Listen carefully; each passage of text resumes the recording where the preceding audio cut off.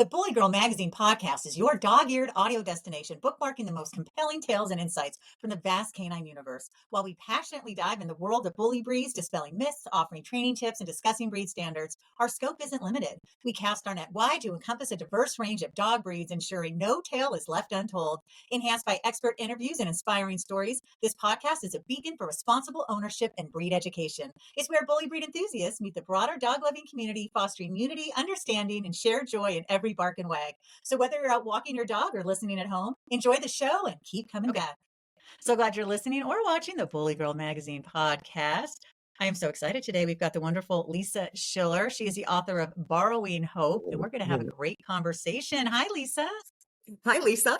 It's nice to meet you. It's nice to meet you. Okay, who is that cutie pie? Oh my gosh, what a smush. This is Amber. She is 14 years old. She's a Cavalier King Charles.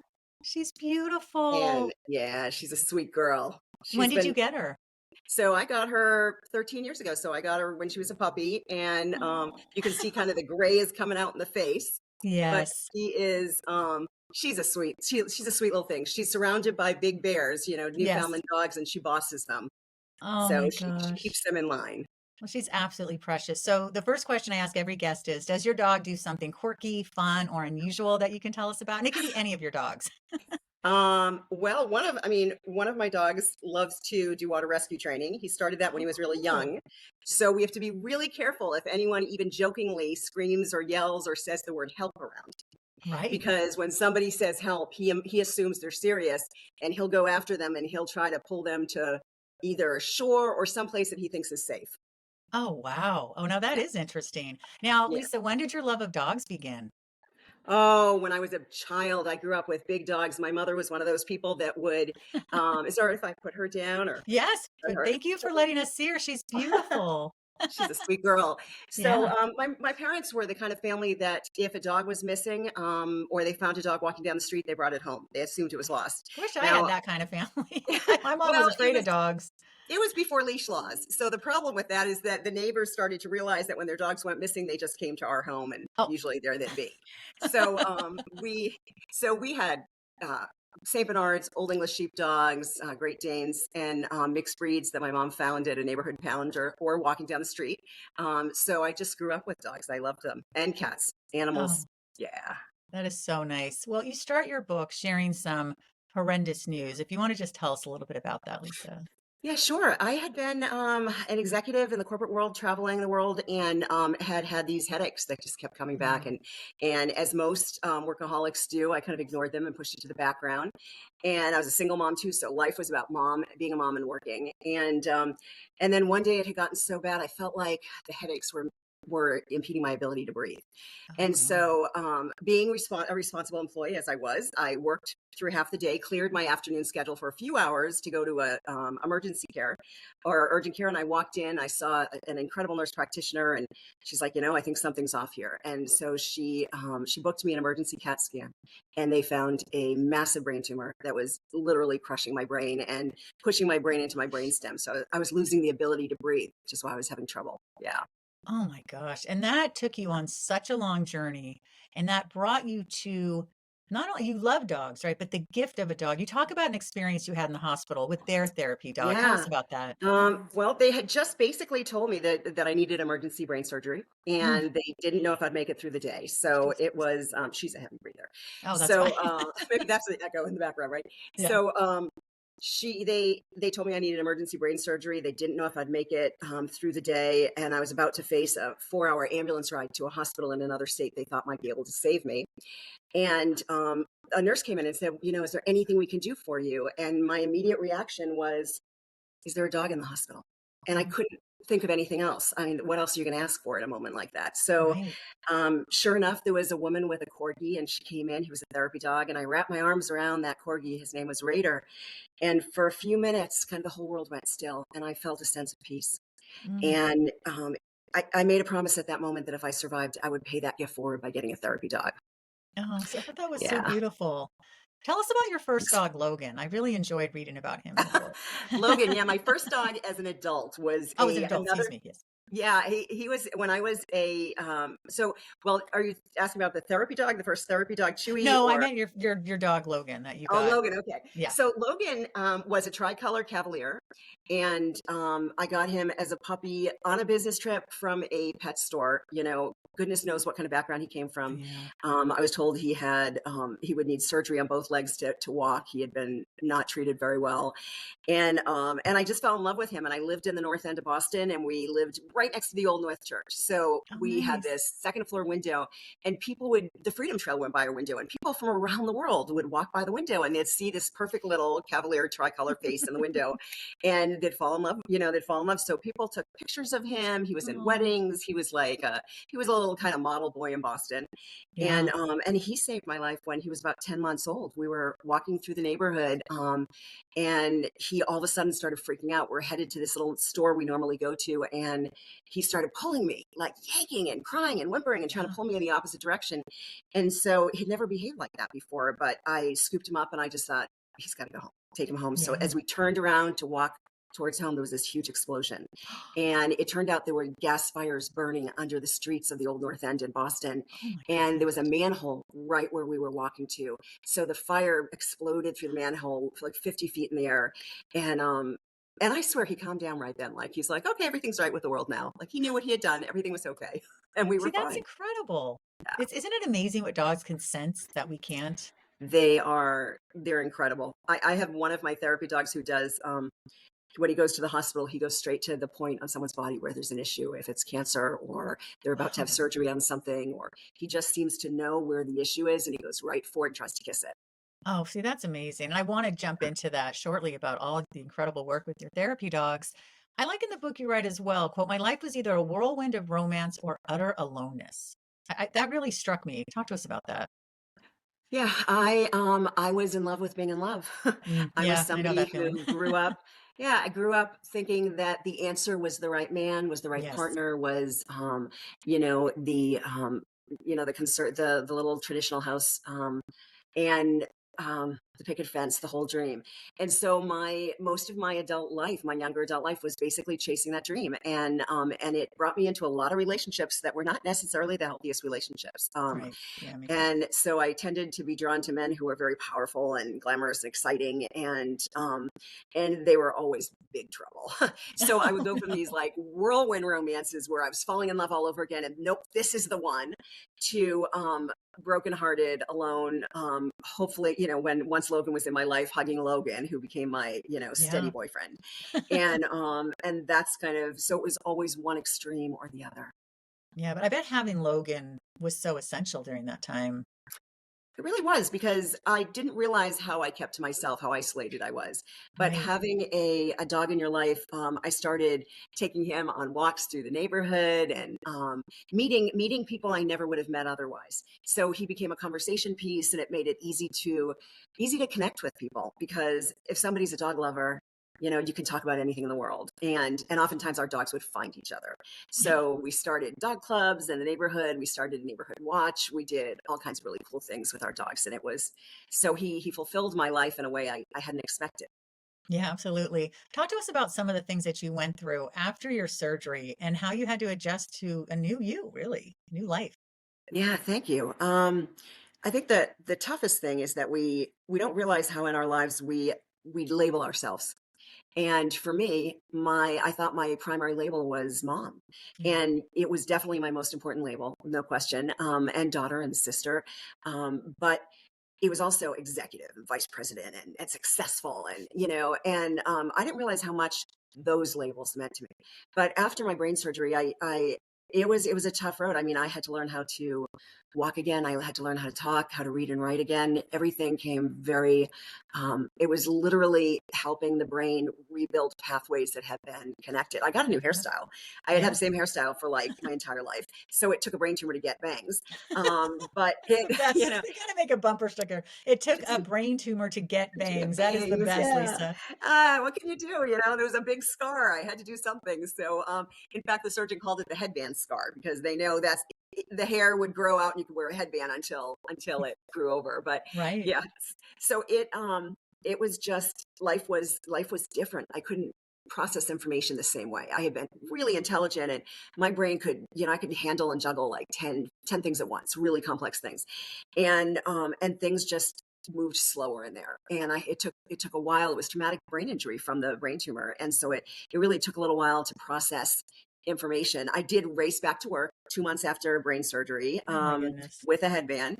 And I tried to go back to that corporate life, but it just wasn't the same fit. It didn't mean the same things anymore that it used to, because when life is almost taken from you, it changes your perspective about everything.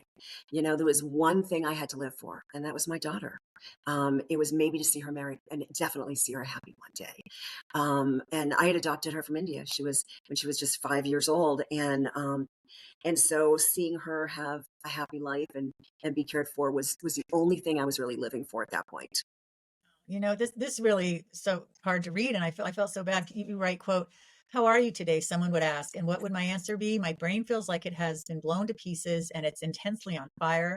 I'm a blob who can barely move, but I answer that I was okay, hanging in and getting better. Do you feel like that's what people want to hear versus really the truth? They don't want to hear that you're feeling like crap or beyond. I think that's when you figure out who your real friends are, right? Yes. So your real friends hear that I'm fine, and they take one look at my face and they say, "I don't think so. Like, what's really going on?" Right. And then those that don't want to hear, which is a large percentage of the population, I love how she just makes herself She's comfortable around so here. cute. Um, is and then the rest of the population, yeah, they don't want to know. So it's figuring out that balance. And I got to a place where I went on social media finally, because so many people were checking in on me, and I put the worst picture of myself out there with my Mm, head wrapped up and black eyes and swollen face. And I had always cared about the way I looked, and I had to strip that away and be naked in ugliness or natural disaster, right. um, to be comfortable with myself again in front of anybody. So Wow. Now, how long did that last that you were feeling like your brain had been blown to pieces and on fire and a blob that can barely move? the log part went away after, I would say, about 6 weeks. My face had just swollen up, and it looked like I didn't Mm-hmm. really have the same face anymore. That came down over time. There was a lot of noise in my head. I could feel my brain almost moving around, so crackling and all this stuff going on. And that lasted for about 6 weeks. But unfortunately, the pain, I still have pain on a daily basis. There was so much shifted around up there, and Yeah. scar tissue from the tumor and everything else. So I deal with daily head pain, and I've just come to recognize what my new normal is. That's just, it's kind of my price of survival. I'm here, I'm alive, I get to live this great life. Mm, And the side ticket is I have some pain I have to deal with. So sure. Yeah. And you've done so much for so many other people. I want to talk about Chewbacca, Chewie. Chewy. I love what you wrote. Quote, he seemed to know what I needed better than I knew myself. When I experienced weakness, he would push into me as if to guide me to the nearest chair. He would awaken me when nightmares of my diagnosis ravaged my sleep, his head resting on the bedside, nudging me awake, and then licking my face until my breathing slowed and I can rest peacefully again. He would walk beside me as I climbed the stairs or grew tired of walking through the house. You go on, and it's just so beautiful, and you say, who would have known that this dog we gotten for serving others would end up helping me in ways well beyond anything I could have dreamed or imagined? So tell us the story of Chewy. Chewy, first of all, he's massive. So Newfoundlands are big dogs. They're Right. giants. They're gentle giants. But Yeah. Chewy just kept growing. So Chewy actually grew to he's about the height. He's a foot taller than the average Newfie.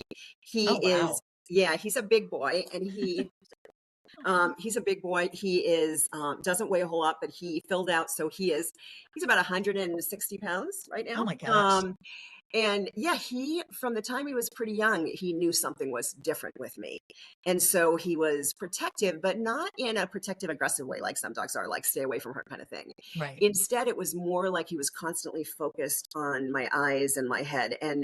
And he was just, oh, when the pain got real, because the pain it has gotten better over the years. I mean, I've Good. gotten used to it, but in that first 6 months, it was brutal from morning till night. It was hard to function. And so he would lean his head into me and just like put this gentle pressure against my head, as if he knew he couldn't make it go away, but he could ease it. So he had this intuitive ability that was just healing and gentle. And yet his head is huge, and he's got this crazy hair everywhere. And everywhere we go, people would, once we started going out in public and started doing therapy Yeah. work, people would scream his name. They would pull cars over and jump out to take pictures of him because he looked like Chewbacca. Now you had these beautiful King Cavalier dogs that are pretty small and sit on your lap. What was it about Newfoundlands, or Newfs as you call them, that Yeah. attracted you? When we first decided, my daughter and I, that it was time to get another dog, to add a dog to the family, the question became, do we get another Cavalier, or do we go big? And the reason we started thinking about big is we started thinking about, if that small dog, that tiny dog, that corgi, could have that kind of impact on me, imagine what a giant dog could do. Oh, yeah. So we really started zeroing into the giant breeds. And a friend of mine had, Joanne and her husband Nick had these dogs, Woody and Plato, that were beautiful, beautiful Newfoundlands. And so one day she found out that I was researching breeds, and she's like, whoa, whoa, stop the presses. You should be thinking, remember how much you loved these dogs, like giant bears. This is what you need. And so we started researching them. And when we found out that they were naturals in water rescue, and they were one of the oldest rescue dogs alive, we thought, well, it doesn't hurt to have a dog who knows how to do rescue. We're living in South Carolina and we're surrounded by ocean. So Yeah. we thought, that's kind of cool. We thought it would be really neat to have a water rescue dog that could also do this therapy work. So it became a no-brainer.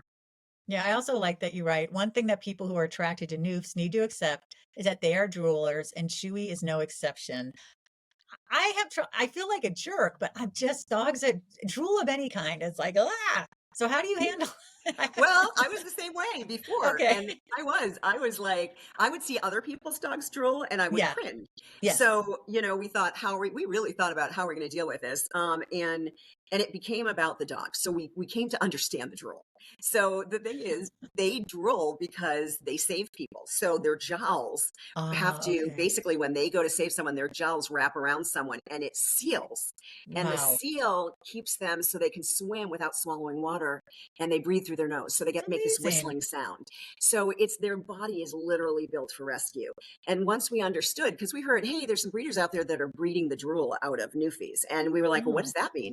And it means that they're breeding out the jowls. But then if they don't have jowls, they're not Newfies. They're not yeah. capable of rescuing people. Right. So once we got that, and once we participated in a water rescue exercise and a dog was pulling us to shore, and we heard the whistling sound of their breathing, then we understood. And so then the first time Chewy drooled, we measured it and we celebrated it. Do you happen to have like a handkerchief on the time, or a little towel that you carry There are around? always towels everywhere. And bibs. We keep bibs on the dogs. Right. So whenever we go out to something special or we go to do therapy work, they have a bib. They wear a bib. We have drool cloths. My house is full of towels in all hidden places. And whenever company comes, there's always, like, just as one of the dogs is about to approach them, I'm like I always point out where their closest towel is, so someone's Right. ready to grab it. Um, That's a and good way there's to the deal with famous it. shake. They shake their heads and duck, Yeah. you know. Now talk to us about the therapy work that he became your service dog, right? And He then did. He did. right. He did, which I definitely had not signed up for or expected. But it became clear to me that the pain was worse when he wasn't with me. Mm, So he became my service dog, but I was still committed to the therapy work. That was critical. So when yeah. a dog can't become therapy registered formally until they're a year old. So he Okay. spent the first year of his life in training. We did a lot of intense training, and we actually did training with Petco. We found out they had a program. I started him at the very beginning, and we just went all through. And then he became registered therapy dog right after he turned 1. Oh, Yeah. that's great. You know, life is never linear. I loved your candidness in the book. Quote, I found myself swinging back and forth from excitement for the future and the service work that awaited me to sinking into a dark hole of depression and hopelessness, unsure of where I belong in the world and wondering who I would be. I wrote that. Thank you. Beautiful. Yeah, Thank you. I battled some very deep depression I'm because, sure. again, the labels. I didn't know who I was. I didn't know where I fit in the world. I didn't realize that success and being successful meant something to me, or how much it meant to me. And so I had left my job in corporate America, and was focused on the therapy work, and really trying to learn how to survive as the new person that I had become. Yeah. As balancing the pain. I can't get through a whole day without taking a few hours rest, and I never know when I'm going to need to. I literally reach a point where everything kind of closes in on me. It's like the gray kind of starts to close, and I know my brain's stopping to work and I need to rest. Yeah. And so it was a juggle. It took, listen, I'm a big one for therapy, Me too. medication, whatever it takes. Oh, Like, yes. I think that there's too many negative feelings around mental health in America. And, Absolutely. it is, and the reality is, especially the way, the world is right now, there's a lot of people battling stress and anxiety and mental health issues. And for me, Chewy helped he helped bring me out of it. But the service work that we did when I was focused on helping somebody else Right. and I saw the joy they got patting Chewy or connecting with him, or even I shared my story openly with people in the Yeah. book became, that became a mission that kept me going the first couple of years, because I felt like if I could share this story and help someone else, then it makes my story, it gives it a reason. I know that Yes. there's a reason why I've gone through this, because it's helping somebody else. Right. And I love too that you talk about this mission together of a mutual desire to help people who suffer from trauma and illness. And talk to us about Newfoundland dog pet therapy or Newfoundland. Yeah. Newfie therapy. I just Newfie realized I have to therapy. laugh because my autocorrect made it Newfoundland. I'm like, wait, what? I know. That's okay. It's we people call it Newfoundland. They call it Newfies. Newfoundland. They do. My Isn't breeder that is a one of my place best in friends. Newfoundland? Yeah, it's up there, right? It's up there. It's cold. Right. It's beautiful. But Yeah. and so let's see. Where what was the question?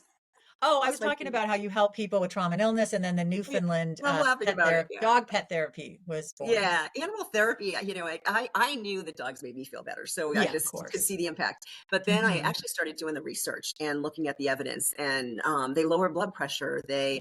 They lower the perception of pain, so that people who are reliant on pain medicine or susceptible to opioid abuse will use less painkillers if they have a dog in their life.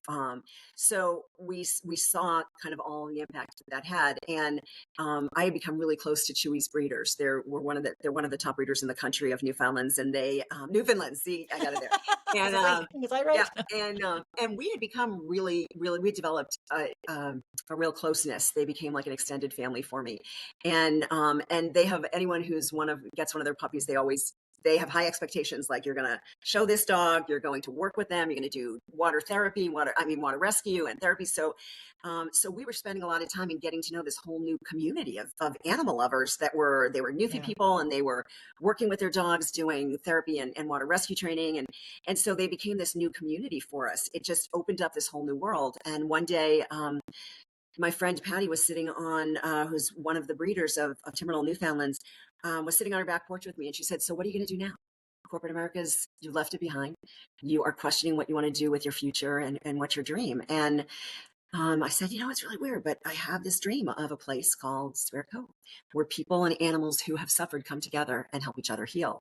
And she got really emotional, and she said, 20 years ago, I started a therapy program in a high school and helped kids who were at risk find their confidence so they could live a healthy life and graduate. And so she and I really connected on that level. And then her business partner and partner in life is a retired Olympian who's one of the best dog trainers in the country. And so Oh, she's a wow. working dog judge, and she's amazing. And so the three of us started Timberland Spirit Cove and Newfie Therapy, and launched this Newfie Therapy program. Amber's going to start to bark in a second. That's okay. Um, so yeah, we started the program, and now we've got 80 teams in 21 states working, and another 100 teams in preparation to get registered. Yeah. Oh my gosh, you must be so proud. That is such an incredible accomplishment, It's Lisa. I mean, that's, been it's been amazing. It's given me a whole new mission in life. oh It's my given me a whole new gosh. purpose. Oh my goodness, I'm so sorry. Should I Oh grab no. her? Yeah, go ahead. No, I mean dogs. It's a dog. We understand. That's right. It's a Oh, I There we just go. want to kiss She's her. Oh my back. She's gosh. like, don't forget about me. That's right. She's so beautiful. She's such a sweet girl. I love how she gets gray. See, we get more beautiful as we age. That's right. Oh, she's It gives you stunning. character. Yeah, she is absolutely stunning.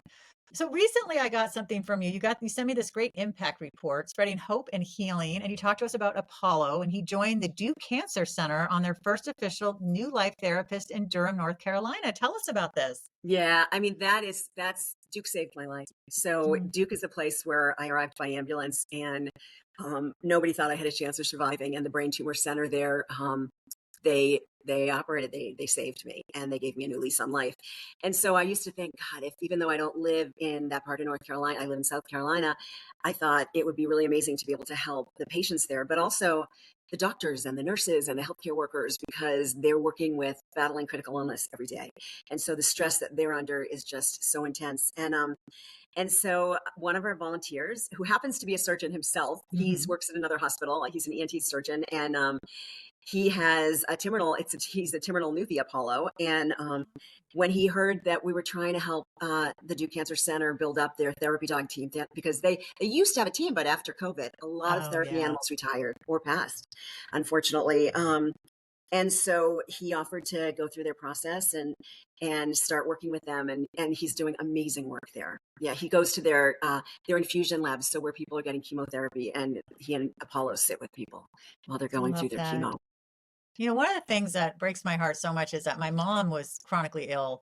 She had some botched knee surgeries in the early 70s, and she was always in pain, and she'd spend most of her time in bed, other than when she would go swimming. That was like the one thing she could do without pain.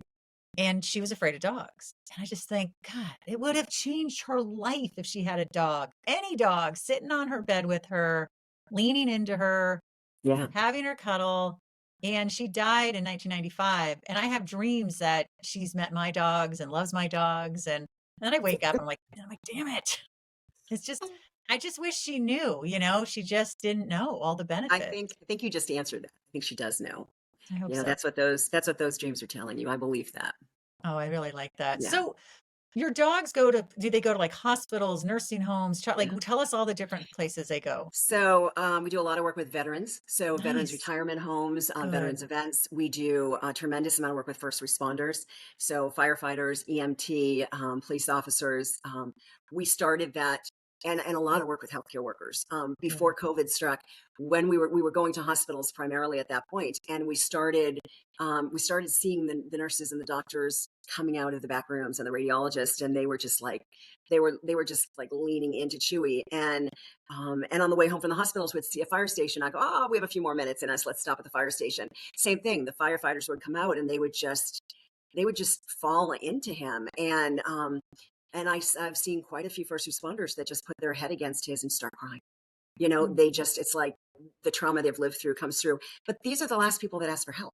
So we Right. started putting more and more time into going to these stations, these first responder stations, and meeting with, and specifically scheduling visits at hospitals for healthcare workers. And so when COVID hit, we were already in a place where, when all these organizations had to shut down because the hospitals were shut down, you couldn't go in there. We already had these relationships with these critical first line folks. So we just kept getting out there and meeting with them. And we started really encouraging our volunteers to do the same. Hmm. And so we were able to have just an amazing impact throughout COVID and after the pandemic. And now we do a lot of work with these frontline heroes, and we're doing a lot of work with teachers. Oh, Teachers are, because of gun violence in our country, yes. because of mental health among young adults and teens and adolescents being through, just it's a really scary time for a lot of these individuals. And since social media has grown, Oh, there's yeah. so many positives, but then you Yes. have some of that ugliness that hides behind the screen. And so we're doing more work with kids that are at risk and with teachers who are on the front lines dealing with them. Right.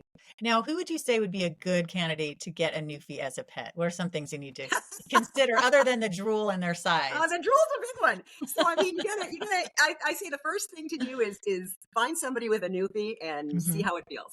Okay. They do take a lot of grooming. They have a lot of hair. Yeah, They that's don't wondering. shed like a lot of other dogs do. They don't Okay. walk and just like Like my blowout lab, it's fur. insane. Hmm. Yeah, and labs come from newfies, by the way. Oh, I So didn't know so that. you have a part newfie. There you go. Yeah. Nice. If you feel his feet, you might feel his webs. Yeah, he may have webs there. So newfies, by the way, with their one of the cool things, they don't swim dog paddle like other dogs. So they have this genetic in their memory, they have these web feet, and they swim this really powerful breaststroke. It's like a single Wow. breaststroke. So they're strong To enough to see pull that. boats, to pull several people. And so if you're someone who likes the idea of working with an animal, because I think they're happier when they're working, and you can see yourself out there doing swimming with them or teaching them how to pull a cart, things like that. Someone who's going to really that enjoys spending a lot of time with their animals. Newfies cannot be alone. They are really connected to their people, and they get depressed when they're not with their people. They're, Right. if you're someone that doesn't like the idea of your dog getting up on your couch, a Newf probably isn't with you, because they're giant and they'll take up the whole couch. So Um, so they are, I think people see them and they're so in awe of their massive size and then their gentle spirit that they immediately think, ah, I want one. But the reality is, the rescues are full of them that have been turned over because people Mm. don't have the time to put into the grooming and the care and the working with the animals. Yeah, Yeah, I think it's so important. You really have to know your lifestyle and then decide what kind of dog that you want to get. Lisa, was there anything that exactly. we didn't cover that you were hoping we talk about today? And of course, I want to You get all the ways to find you. you are have been amazing. Thank you. I Oh, mean, I almost thank want to you. go back and read my own book. I'm like, oh, I don't It's remember. really Yeah. good. It's great. I recommend it. Uh, Borrowing Hope. So Borrowing good. So hope. Yeah. moving. Yeah, no, Mm. I encourage everybody who there are a lot of great breeds out there that are can make great therapy dogs, and the satisfaction I've gotten from therapy work, the joy I get from it is incredible. And I think I meet a lot of people who ask the question, how do you get into it? How do you Right. start? We do on our website have a page for volunteers, and it's not just for newbies. If you're interested in learning about therapy work, it doesn't take a lot. It takes giving them some good solid training and teaching them the basics.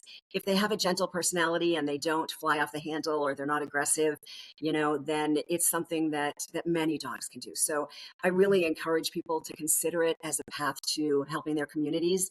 You don't have to put a lot of time into it. It could be something. I have people that all they do is they stop by their neighborhood fire station or they stop by their neighborhood library and they sit with their dogs and they let little kids read books to their dogs. They do reading Oh, programs. so So nice. there's a million different ways to help your community with your animal. And I just want to encourage people that life is tough. Life is hard at times, and when you're helping somebody else and you're focused on their problems instead of your own, the joy you find yourself feeling more joyful, and the stress goes away. So it is something that can bring joy to I think almost anyone's life. Yeah, my pit bull Blue would be the best therapy dog because he's very sweet, he's very calm, he's very gentle. You could have a group of 20 kids around him poking him and prodding him, and he's just going to sit there. He's Well, very there you go. easygoing. Then But he would probably I be. worry about the stigma, but then I feel like, but I got to break it, right? I mean, that's the whole thing of, Oh, listen, one of the first therapy dogs I met was a pit bull. oh, Yeah, makes me one so of the very happy. first ones in Boston. It was a woman who had a pit bull, an American Staffordshire, is it, I think? Right. And her, I think he was 9 years old and had been doing therapy work for 7 years. So definitely don't let that stigma, scare Okay. you away. All Yeah. right. Yeah. I thought about Benji, but the problem with Benji, my lab, is he's super mouthy and we've tried everything. So when he meets you, he'll literally put his mouth on your hand. He doesn't bite down, but it's very off-putting. And I'm not bringing him to an elderly place where he's like, So, well, I'll tell you now, that's a Newfie trait. oh, is it? And it's a Newfie trait. Oh And what it is gosh. because my dogs will come up and they'll put their mouth on someone's arm. It's because they want to save them. They want to pull them to safety. Oh, So it's a way of showing interesting. affection. It's very gentle. It is And as long gentle. as what I tell people is if he does that, the one just don't go to pull your arm out. You might get a scratch. And so Right. just wait and he'll release. And so you teach Oh. them to release. But that's actually a Oh, very affectionate, oh, I yeah, didn't know. that's an I'm like, why affectionate is he trait. always doing this to people? A lot of people get annoyed. They Yeah. don't want the dog's mouth on It's them. love. It's love. It's like Oh my it's his gosh, way of this is great. Okay, Benji, yeah. I'll give you a break. I'm like, God, There you you go. are Yeah. so great. All right, Lisa, tell us all the ways we can find your wonderful book and all the great work you're doing with Thank Noofs. you. So Amazon, Barring Hope is on Amazon. I also have a few children's books. So Chewy the Newfie, to the Rescue, and Chewy the Newfie, of course, to The Mystery of the Holiday Bells. I've got some stress relieving coloring books out there for children and Mm, adults. So they're all on Amazon under Lisa Schiller, and then our website. So newfietherapy.org, NEWFIE therapy.org. There's tons of information out there. There's a children's page with lots of free printouts and information about Newfies for kids. If anybody wants to learn more about therapy work, they can go to our volunteer page, and there's links and information about doing therapy work there. So whatever breed they have, check it out. And of course, we're working towards establishing the first animal therapy ranch that's oh my focused on gosh. giant dogs. So we are in the process of buying land in Hendersonville, North Carolina, right outside of Asheville, 16 acres, and we're going to have up to 15 Newfoundlands living on the ranch and 4 Gypsy Vanner horses. And we're going to Oh, be doing therapy work out of the center in the whole Western North Carolina area, but we're also going to be using it as a national training center to help people and train people with therapy dogs, and especially with a focus on Newfies across the country. Yeah. Wow. Lisa, that is so incredible. I really admire you and just the work that you're doing is fabulous. I want to thank everyone for coming to the Bully Girl Magazine podcast. You can learn more about me by going to at Lisa Davis MPH. Be sure to follow at Bully Girl Mag. Go to the App Store or Google Play and get the Bully Girl app. Go to bgmwarehouse.com. They've got great merch there and you want to subscribe to the magazine. The magazine is amazing. Anyway, everyone have a great day and thanks so much for listening and or watching. Thank you, Thanks. Lisa. Thank you.